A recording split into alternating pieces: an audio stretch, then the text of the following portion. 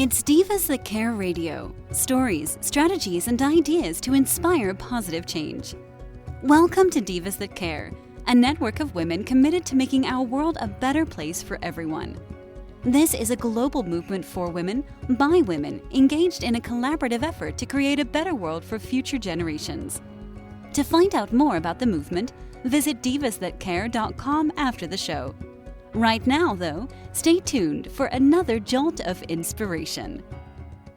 One just has to pick up a magazine or turn on a television to see that as women, we are bombarded daily with media images of female physical perfection, setting up the most unrealistic of expectations as to how we should look. No wonder female body confidence is falling while incidents of eating disorders are on the rise.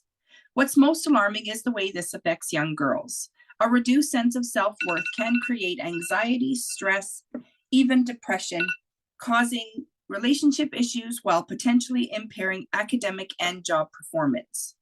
In direct contrast, Confidence in Bloom is designed to reinforce the truth and reassure every woman who has ever felt inadequate, unworthy, or tossed aside because of how she looks, that no matter her age, shape, or background, you matter, you are enough now. I, Tina Spoletini, a woman of substance, insist women deserve to be happy, confident, successful, and totally in love with themselves in their own bodies, just the way they are.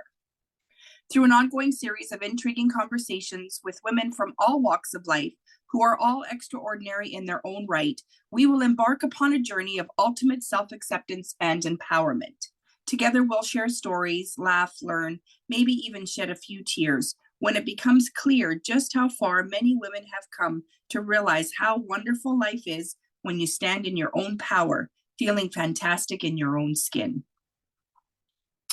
Scotty Moser is my guest today. Scotti Moser is a transformational coach specializing in helping women break free from the toxic effects of narcissistic parenting. With her compassionate guidance, she empowers women to rediscover their authentic selves, regain their confidence, and reclaim their passion for life. Scotty has created proven strategies for emotional healing, boundary setting, and building resilience, providing her clients with the tools to live with peace, power, and purpose. Welcome, Scotty. Thank you. I'm so happy to be here. Yeah, so I want to talk, what you coach on, narcissistic parenting, that's a whole new conversation. We all know about, narcissistics and mostly in my experience, it's been talked about mostly in like romantic relationships, right? Boyfriends, husbands, mainly husbands. I know my daughter unfortunately had a relationship with a boy. He was 21 and, she was 21 or 22, like was super young. And it was like scary. Like I was worried for her life, let alone, just to her feelings and her heart. It's a sensitive subject, but it's also something that I think we are all living with in some degree. Wouldn't you agree? Yes, definitely. It is everywhere. And some would say that it's becoming more prevalent. That's not my view. My view is it's always been here. We're just now recognizing it. So it feels prevalent, but in my view, it's progress because we're recognizing the behavior and we're saying this is unacceptable where for centuries and generations, it has just been our normal. So I think we're really stepping forward for humanity when we start to recognize this type of behavior. Yeah, that's a good point. I was kind of feeling the same way, like what's happening today that is so like common, I guess is the word, right? Like, but I think you're right. When we look back, it was a man's world. And when a man was narcissistic, the women just sort of played the part to keep him happy, to avoid whatever he might do. I mean, we all know like women are narcissistic as well. In fact, I heard a comment yesterday and I don't remember where it was, but we are all narcissistic, right? Like we're all capable and have narcissistic behaviors. It's just a matter of, if you have an open mind, and you can explain this even better, I'm sure of it, but if you have an open mind, then you can get control of your feelings, or you don't react the way, narcissists react. Yes, we are. I would agree to that to a degree. It's a spectrum, narcissistic behavior. So you have mild narcissists all the way up to really severe narcissists. And even lower on that spectrum, below mild narcissists, is our selfish self-preservation instinct, right? We all have to have some degree of self and meeting our desires and putting ourself first to survive. And that's not a bad thing. When it crosses the line into manipulating others, dehumanizing others, and totally not having anyone else's interest but yourself at heart, then in my opinion, that's when it crosses over into a problem. Right, absolutely. So now we're going to get into the whole parent part of this conversation, because we could talk about narcissistics and their traits for hours, because there's such a huge spectrum. But let's dive into the whole parenting aspect of this, because I've never really looked at it as, a narcissistic parent and how that would affect your kids. So let's talk about that, and how it affects someone's life. Yes, the characteristics of a narcissistic parent and how they show up in the child's lives. The first thing being lack of empathy. And when I say lack of empathy, it's a euphemism. It went over my head for a long time, and it goes over other people's heads. It means they don't care about the impact their actions are having on you. Their world is built for them and around them. So as a child, this is really disheartening and damaging, because you have a parent that's treating you like a refrigerator. They need you to serve them. And what's so interesting to me, and I've only really started to think about it in this way, is this concept was kind of the standard of parenting a generation or two ago, right? Children were to be seen and not heard. They were there to meet the parents' needs. And I think that really caused a lot of damage to our culture and our society as a whole, to treat children as objects to be taken off a shelf and to be trotted out at certain occasions and then put back on the shelf like they don't even exist. That's really dehumanizing. You don't feel like you matter. And that's a founded belief. You actually don't matter that much to that parent. You matter as a piece of a prize for them or a piece of their collection. And so they have that low empathy piece. They also, and this is going along, they're very entitled. They don't see this behavior as wrong or in any way any problem. They see themselves as superior, which is really easy and often culturally supported. And there are a lot of lines to walk when you're doing this as a parent, but narcissistic parents feel superior and their children are inferior. And I'm not saying that parents don't get to be in charge and set reasonable boundaries. That's not what I'm talking about. I'm talking about that energy, that feeling, and you know it when you're in it as a kid. Your listeners, if they were in it, they're nodding. That parent was superior. Their opinions were superior. Their ideas were superior. Their thoughts and preferences were superior. And you were treated as less than, as inferior. And so those are a couple ways that the narcissistic traits can show up in the child's life if you are experiencing that type of parenting. That sounds like actually really scary. And I think, in the coaching world, we hear a lot of that, right? Like the parents felt it was like they had to make everyone around them happy. And so if that was at the expense of their kids, so be it. Right? Oh, wow. Absolutely. Oh, absolutely. And, you're working with people and you're uncovering their blocks. And I did this for many years before I even had a clue about the concept of narcissism. We go into the blocks and it was always the parent. And I couldn't get a handle on why it was coming up over and over again until I eventually realized that this was a culture. This wasn't a one of incident or something that instilled this false belief. This is something this person experienced day after day for a couple of decades. And so it really has an impact, and we don't always see that impact because it's our reality. The fish doesn't see the water, right? That's just how life is. That's just how people treat us. That's how people are. So there's a leap to be taken, a consciousness leap between what is my reality? Is it this crazy town or delusional denialville that I experienced, or is there perhaps a different reality that I can create? Wow. Wow. Yeah. Yeah, exactly. Like, and that explains how, like, I remember growing up and hearing, women marry their dads. Right. And so it totally explains, like, if your dad was narcissistic, then you would reach out to that. Like, you're going to be attracted to that because that's all you know. Right. Yeah. That totally clears that up for me. Yeah, Right.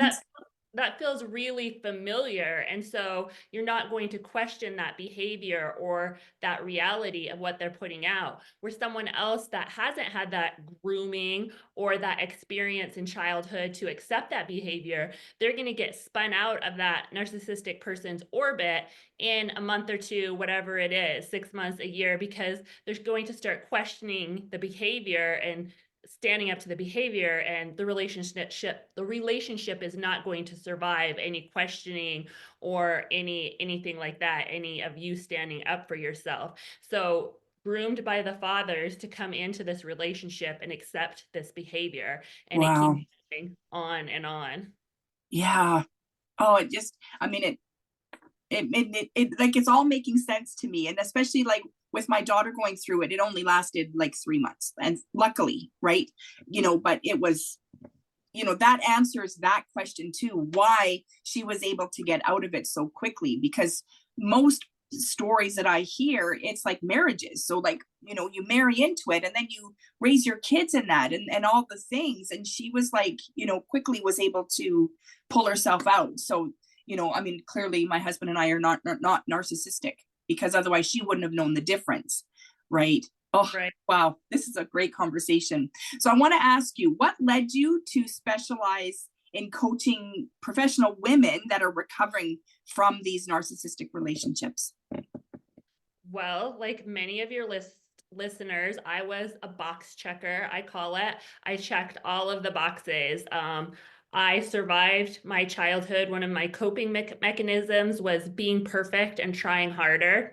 And so I got good grades. I was in a lot of extracurricular activities. I went to college and got good grades there. I went to law school, same. I got the prestigious law firm job after graduation, and I worked at that for a couple of years, but I knew it didn't fit right. I knew I didn't want to be there in 20 years. I didn't want what they had. So I quit with my business partner who also worked there, and we started our own firm. And that went really well too for quite a while. And I found myself really still struggling. I had gotten the house and gotten married, and I had had a child, but I still had all of these sensations inside. I was anxious a lot of the time. I was overwhelmed a lot of the time. I was constantly worried about finances and survival and where my next client slash paycheck was coming from. And it was really debilitating. It wasn't minor. And I had told myself that I was going to outgrow it, that if I could just check these boxes and get a little older, get these things, create this reality, then I would outgrow it. And there was a come to Jesus moment when I was 36 years old, and I was actually had a child, and I was pregnant with my second, when it occurred to me after an anxiety breakdown, panic attack, that this might not be something that I was going to outgrow. Why hadn't it happened yet? There might be something more to this story. And that's when I really wanted to eat, pray, love my way out of this situation. Wanted to go to Italy and Bali and India and really figure it out in a glamorous way. But you have heard my situation. That clearly wasn't happening to me. Can't even imagine um, vacation of that magnitude with a 2-year-old. That wasn't happening. And I realized I had to take my journey on the inside. And I started to read books. I took coaching classes, and it looked like reading or listening to videos and courses while the baby slept on my shoulder.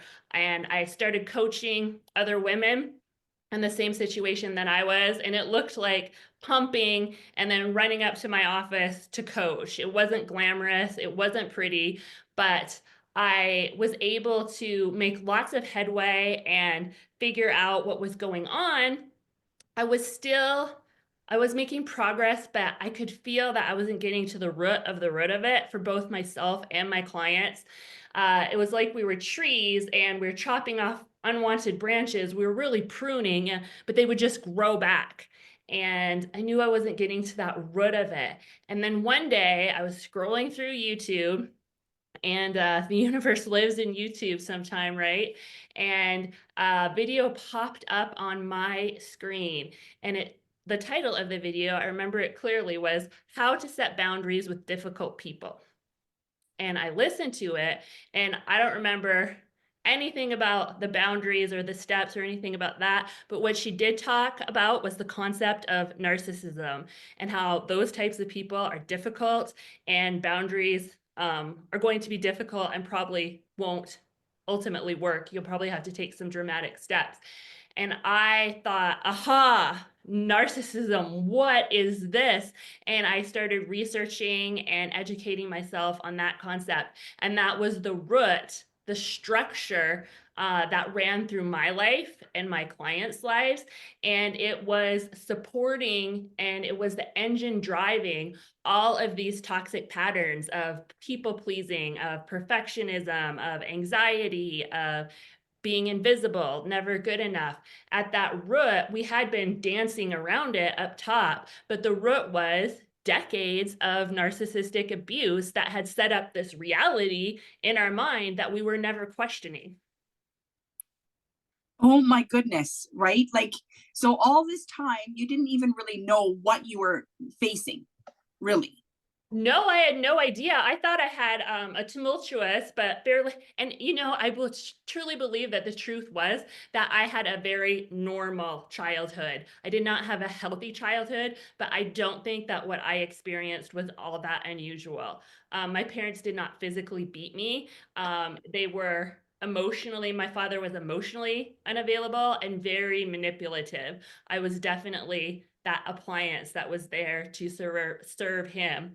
And my mom was neglectful and enabling. She orbited around him. All of her energies that she had left were focused on keeping him happy, because if he wasn't happy, he would rage. He would have verbal tirades, big, scary. He was a big guy, and there was these big, scary, emotional temper tantrums over the littlest things. If he didn't like dinner, if something was off, if he couldn't find something, those were all big triggers. So I was not physically abused, but I walked on emotional and psychological eggshells for decades. And I hadn't questioned that. I knew in my head that it was unpleasant, but I did not realize that it was still affecting me into my late 30s. Well, it became your normal, right? Like, if it was like you said, you lived a normal childhood. And the thing is, you don't, like, we all know what's going on in our four walls, but we have no idea what's going on in the four walls that are living beside us. And so you don't know that, the family beside you is really living a life of pleasure and happiness all the time, right? Like, we don't know that. And we think, and maybe it's an assumption, that everyone is going through what we're going through, right? Every father is the same. Every mother is always abiding by what the father wants. Wow. And that's what they'll tell you. That's calculated. That's what they'll tell you is, what? There's nothing wrong with us. This is how everybody is. This isn't unusual. You think you're so special, all of that to justify and keep up the facade. And there definitely is a facade, because in my family, we were one way out in public, a church and whatnot. And when the doors closed, it was a completely different situation. So it is calculated, and they know when and how to inflict their abuse. And in my opinion, it's very calculated. So, okay, so that's kind of where I want to ask now. I want to go in that direction. Do you think, and I don't know how to ask this without sounding offensive, do you think that they are purposely doing this, or do you think that they just don't consider your feelings? It's a little bit of both. They're certainly not going to consider your feelings, but if you bring it to their attention, they might make some noises, oh, okay, if they're in a good mood. I didn't know that bothered you. But then you have to really watch their actions, because they want to keep you around as their supply, because your presence really serves them. They hate to be alone. They don't like to be alone. They're psychologically unstable underneath it all. So they would never admit it, but they need you around. They want to keep you there.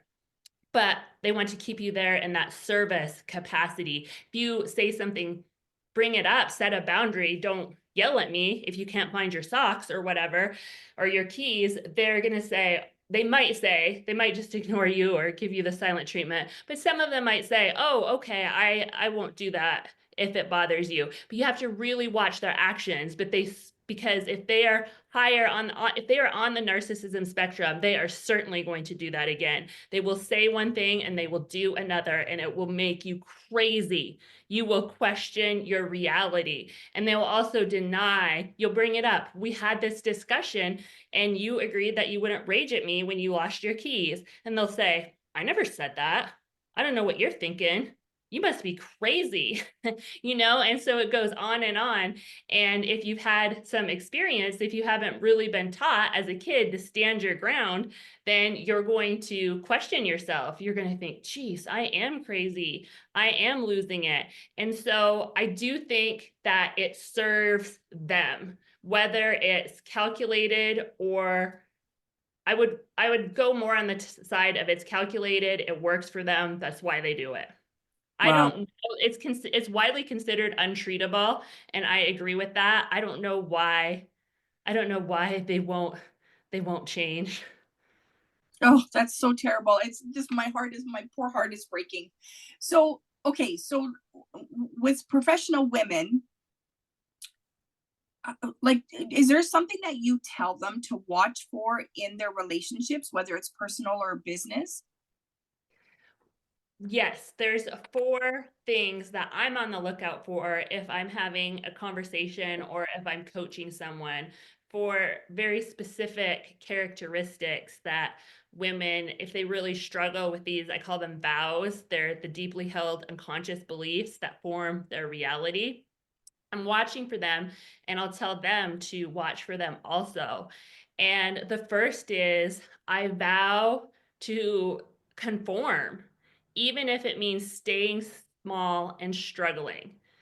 And that vow to conform, it's the trickiest one of the 4, because you maybe are exceptional at work, but you have to look at, could you be even more exceptional if your family didn't make fun of you?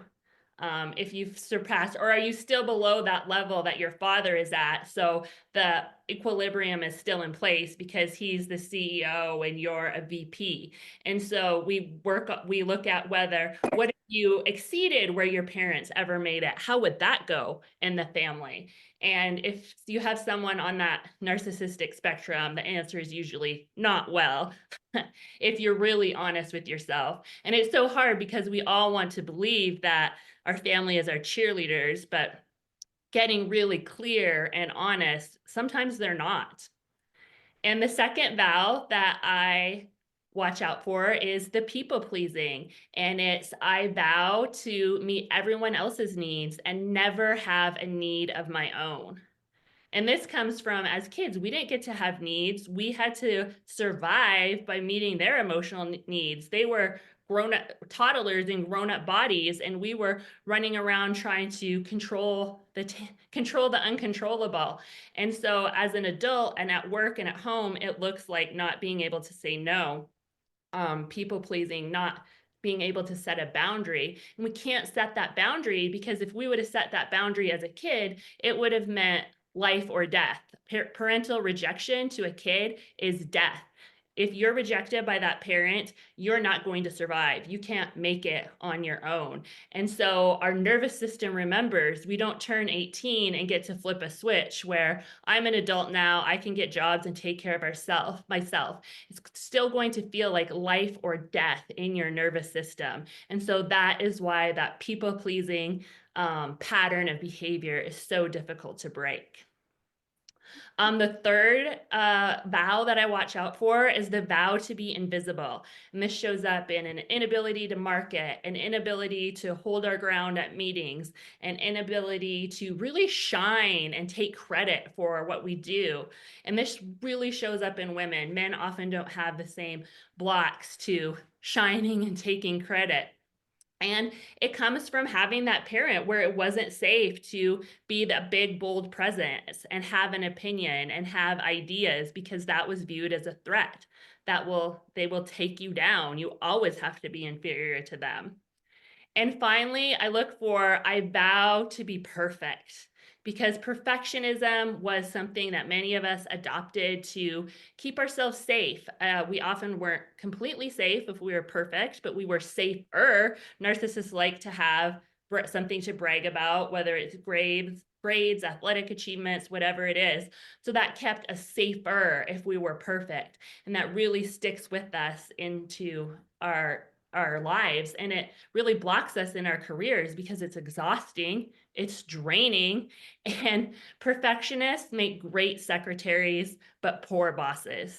At some point, you have to let some things go, learn to delegate, and do it that way. And so I see it showing up in a lot of my clients' lives as their inner glass ceiling. They just can't get that next leadership level because they're viewed and they put out that energy of the perfect secretary, administrative assistant type person that takes care of all the mundane things. And that's definitely a role that we adopted as children.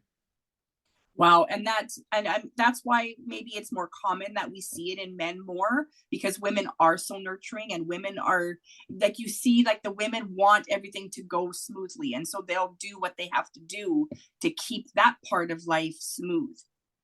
Right. And if we're people pleasing, invisible, perfectionists, who does that serve?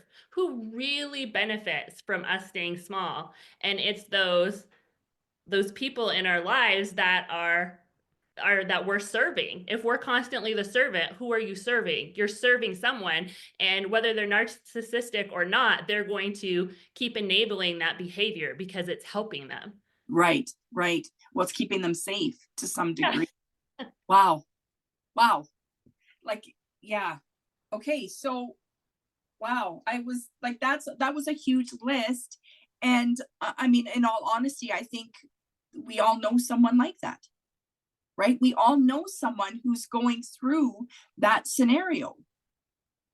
Yeah, absolutely. I don't know if I draw people in or if it's just the culture at large, but I absolutely, the percentages in my opinion are really high of women that I meet that struggle with all four of these consistently 100%.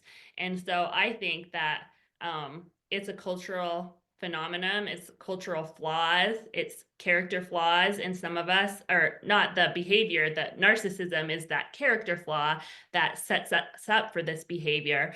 And I think it's huge. I mean, almost every woman I meet, I don't know, like I said, I don't know if the universe is just bringing me those people, or it's hard to say how prevalent it is, but I'm comfortable saying it's very prevalent. Oh yeah. Yeah, I mean, just in my world, I can see how prevalent it is. And I mean, you're helping these women, so you're going to see it even more. So I'm wondering, what if a woman wanted to leave her relationship, and because of the narcissism, what are her biggest challenges that she has to face? In my opinion, it's that the guilt. The narcissists have this crazy, in my view, it's almost spiritual, energetic hold on us. And even though we recognize it as really unhealthy, actually disconnecting from that energy, we believe that it's our duty. And a lot of us are really, we're golden retrievers of the human world, right? We like to do our duty. We're loyal. And so, in my opinion, it's that guilt of leaving this person to fend for himself, and he's really going to play that up. And the habit of serving someone. And it also is a protection, because as long as we're spending all of our energy taking care and walking on eggshells and making this person happy, then we don't have to focus on ourselves. And that's really scary, to focus on ourselves, because what if we fail? What if we can't make our dreams happen? What if we're not good enough? And so in a lot of ways, it's just easier to keep the focus there. So in my opinion, it's the guilt of leaving and the inability to shift that focus to yourself and take that risk to go after your dreams. Yeah. And that's, I mean, that's hard for the average person to begin with, right? To really look out for their own well-being. So what would you say, like, would be the first steps? Like you can't just wake up one morning and leave, because that would set off a whole, set of more trauma. So what would you suggest? Like, just hearing what you're saying, I would suggest, like kind of your well-being, like become stronger, learn, like, first of all, learn that that behavior is holding you back, right? And sort of break free from it as best you can in the relationship. Like, what would you suggest? What would you tell a woman to do at the beginning? No, I wholeheartedly agree. There's two for sure steps before leaving or putting distance between yourself and the narcissist. And the first two steps are interchangeable. They're not chronological or linear.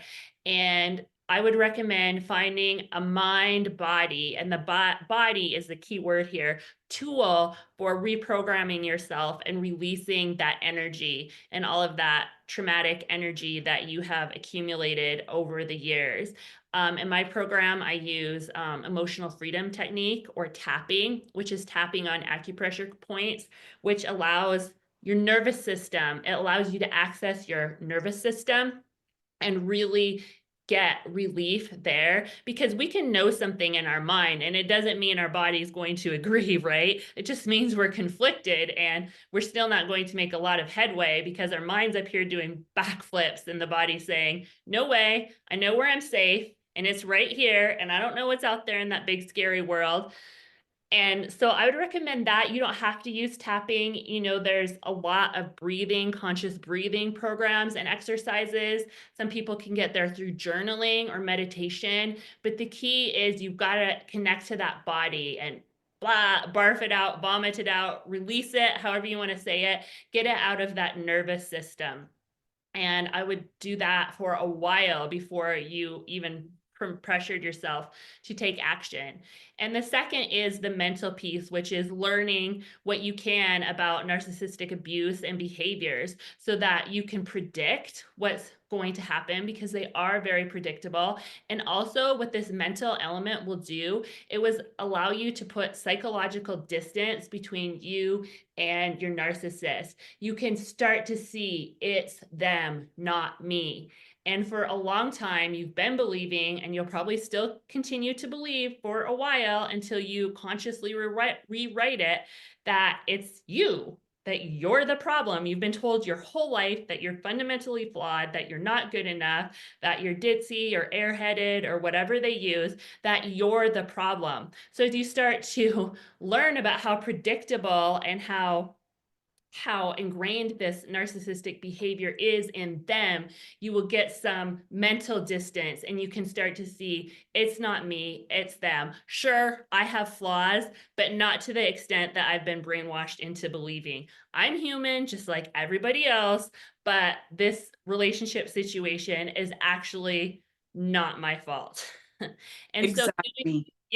doing those two steps for a while will eventually enable you to put some physical distance between you and that narcissistic abuser in your life.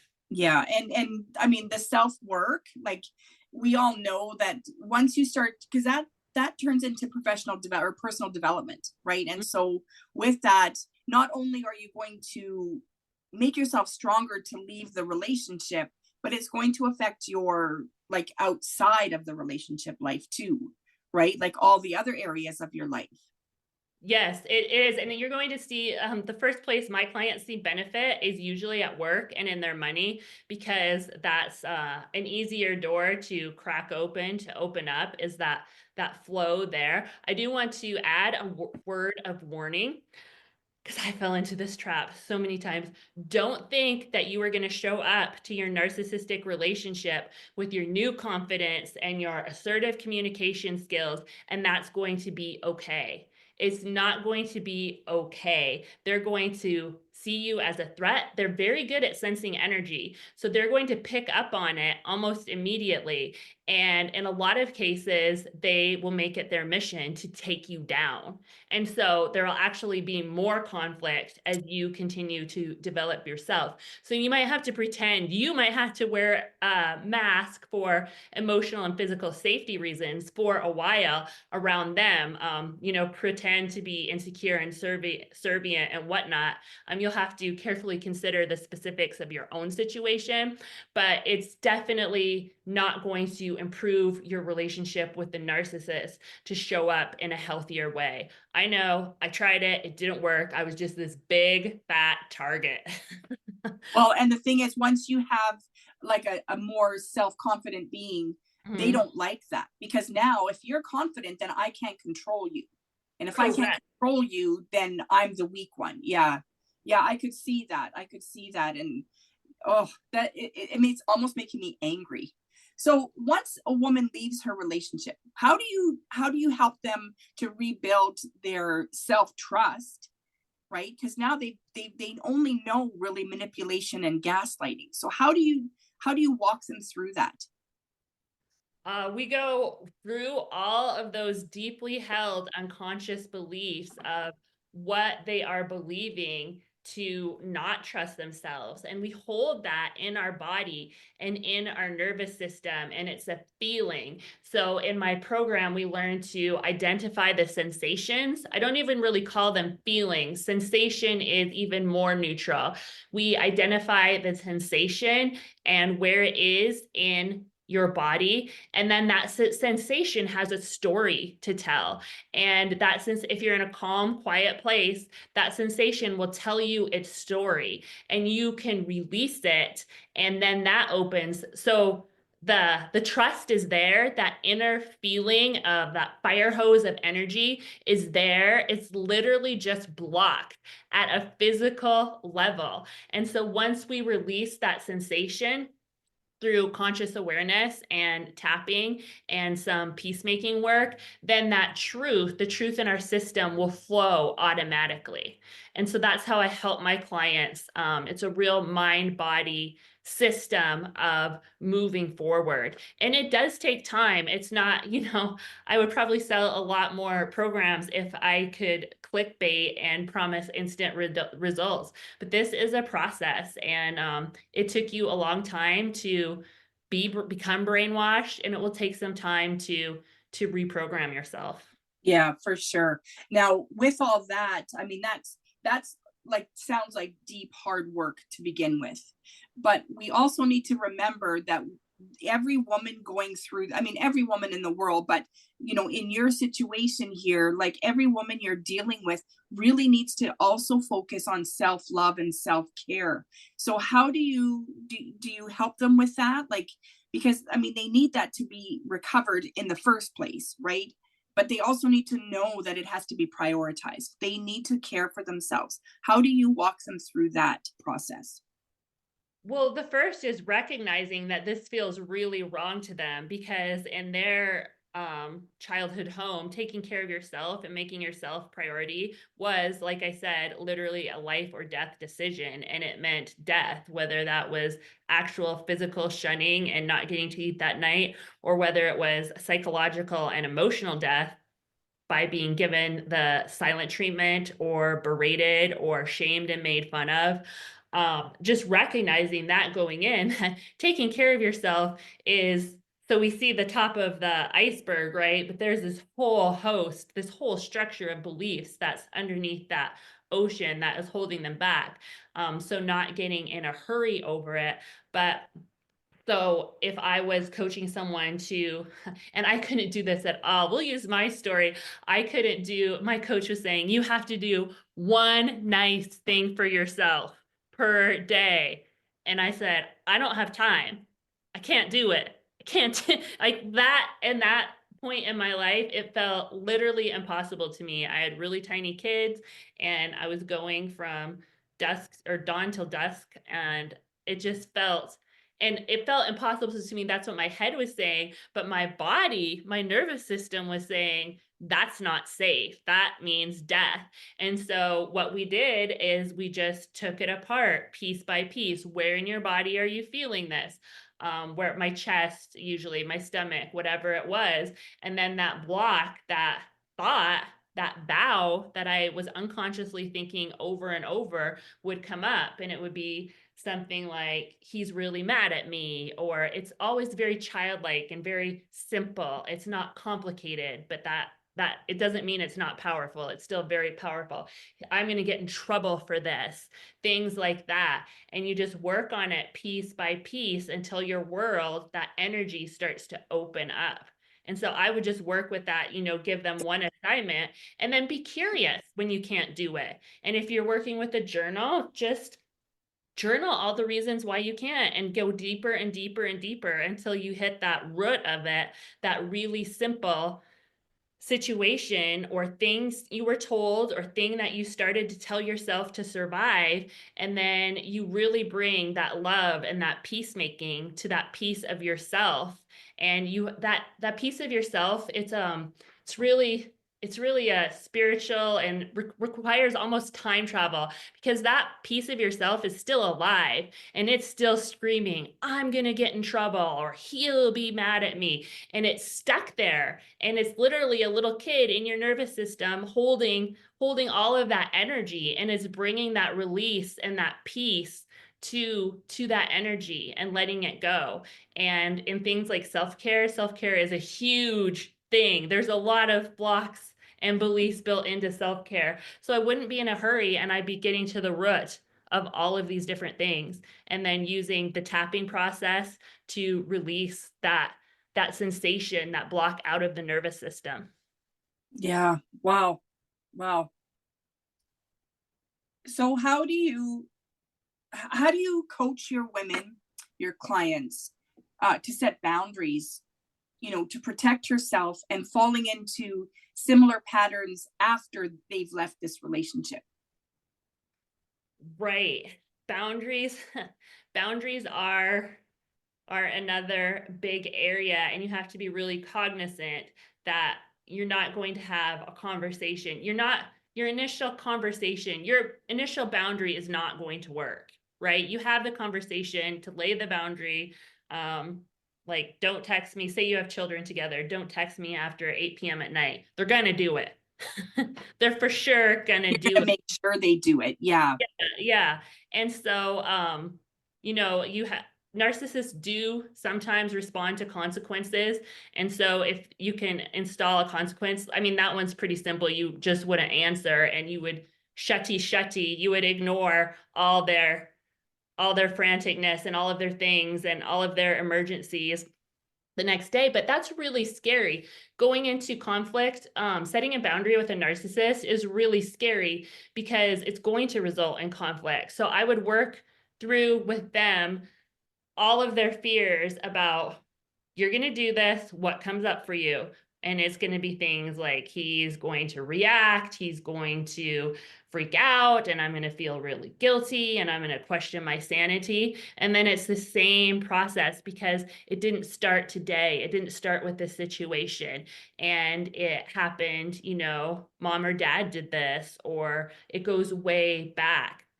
And we start releasing all of that energy, and they will see shifts in their lives. Wow. It sounds so scary, right? Really does sound scary. So in your experience, what kind of transformation have you seen? In my own experience, I have seen myself going from, um, I don't know how many of your listeners have watched It's Always Sunny in Philadelphia. Have you Oh, ever I watched? hate that show. It's so, it's I hate so that show. My husband watches it and I hate it. okay. So I was Sweet D. I was the woman that got not respected, not taken advantage of, there to serve, treated badly. And I didn't even realize it for years. I was just so happy to be included. And so I have went from that type of person to a confident person that is capable of seeing the crazy and recognizing the crazy and getting myself out of the crazy. I no longer try to set boundaries. I'm really fortunate that I don't have to set a lot of boundaries. I just remove my physical presence. And my parents are very difficult to deal with to this day. And I tried for 2 years to get along with them, to bend over backwards, until I ultimately realized that my new empowerment was a threat, and that they were going to try to diminish that threat. And so the only solution for me was limited contact. We were never going to be adult friends. We were never going to have that type of thing because of them, not me. And Wow. yeah, and I've seen clients, they are able to build their businesses, they are able to ask for raises and make more money. Those are usually the first steps. And then we move on to relationships where it's just bringing your energy back into a firmer, grounded stance here. And that's okay, feeling safe doing that. And then those relationships with ex-spouses and parents and whatnot, we start to become free of them. Wow. Wow. How can listeners know if they're ready to take on some coaching and start healing? So just feel into that. And I want you to picture yourself 5 years from now, and you're still doing it all by yourself, and nothing's changed, and you're still feeling what you're feeling, and you're maybe doing some work on the side, listening to the YouTube videos when you get time, but it's not a priority. It's pretty much the same. You're still in the same relationships, you're still people pleasing, doing all of the things. Is that something that feels good to you?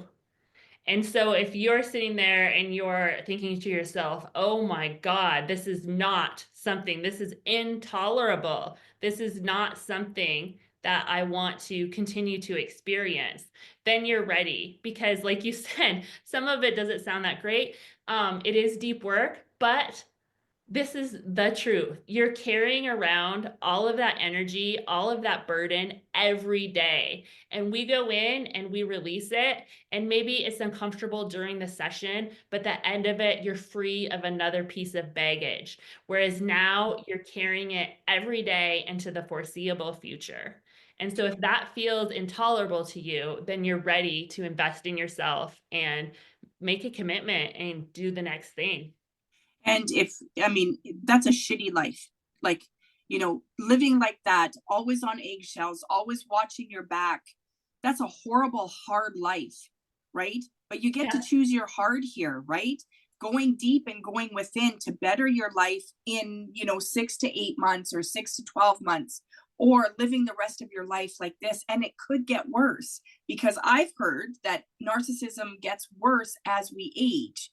So if that's true, if you hate your life today and you still have 40, 50, 80 years to go, it's only going to get worse. So do the hard work and get yourself out of the shitty.